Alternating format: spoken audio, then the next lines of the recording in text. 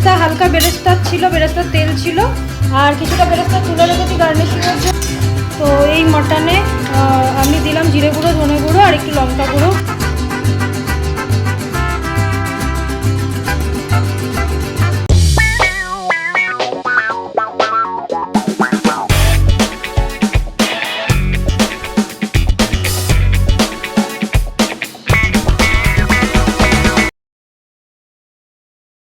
এর আগের ব্লগেই তোমাদেরকে বলেছিলাম বিরিয়ানি বানাতে যাচ্ছি, তো বিরিয়ানি বসিয়ে দিয়েছি, দেখতে পাচ্ছ চালটা। তো এখানে ভাতটা হচ্ছে, তার আগে গরম মশলা দিয়ে জলটা ফুটিয়ে নিয়েছিলাম। আর বিরিয়ানিতে না গরম মশলাগুলো মুখে পড়লে কেমন একটা লাগে, এই জন্য আমি উঠিয়ে দিয়েছি। আর এখানে লেবুর রসও দিয়েছিলাম যাতে চালটা একটু ঝরঝরে আর সাদা হয়। তো আমি এখানে ভেজে নিচ্ছি হচ্ছে বিরিয়ানির জন্য বেরেস্তা, আর বেরেস্তার জন্য কিছুটা তুলে রাখবো আর কিছুটাতে মটনটা হবে একটু। এর আগে যতবার বিরিয়ানি বানিয়েছি ওই কোনো রকমের মটন বা চিকেনটা করে নিয়ে তারপরে করেছি, কিন্তু আগে আমি প্রসেসটা জানতাম না, যেটা এখন খুব ভালো করে জানি।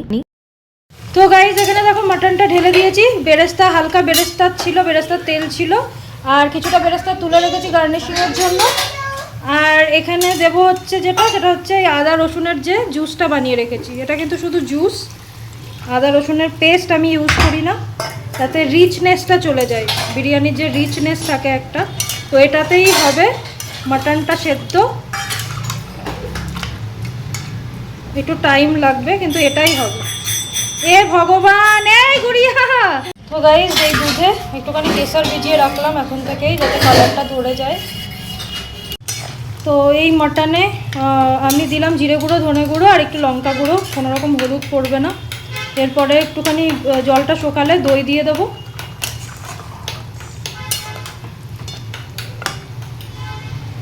এবার আলুগুলোও একটু দিয়ে দেবো। আলু কোথায়? হ্যাঁ দিয়ে দেবো।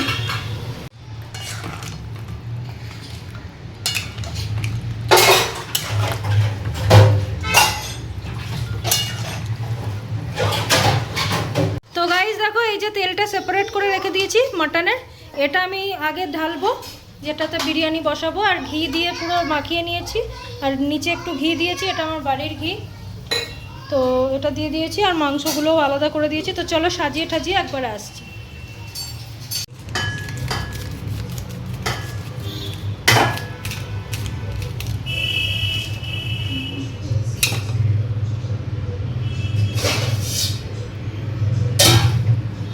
তো এখানে বেরেস্তা দিয়ে দিয়েছি, নিচে মটন আছে, মটনের তেলটা আছে, ওপরে চাল দিয়ে দিয়েছি, বিরিয়ানি মশলা দিলাম, এবার বেরেস্তা দিয়ে দিলাম। এবার দেবো হচ্ছে ঘি, একদম চপচপা করে ঘি দিতে হবে।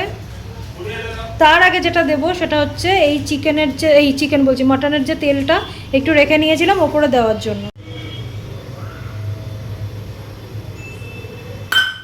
বাস হয়ে গেল। এবার দিয়ে দেবো হচ্ছে দুধ কোথায় গেল, কেশর দুধ। এর মধ্যে আমি গোলাপ জল আর ওটা দিয়ে দিয়েছি কেওড়া জল। ঠিক আছে, মিঠা আতর পাইনি, মিঠা আতর নেই আমার কাছে, দরকারও নেই। ঢালাও দিয়ে দাও। অসম অসম।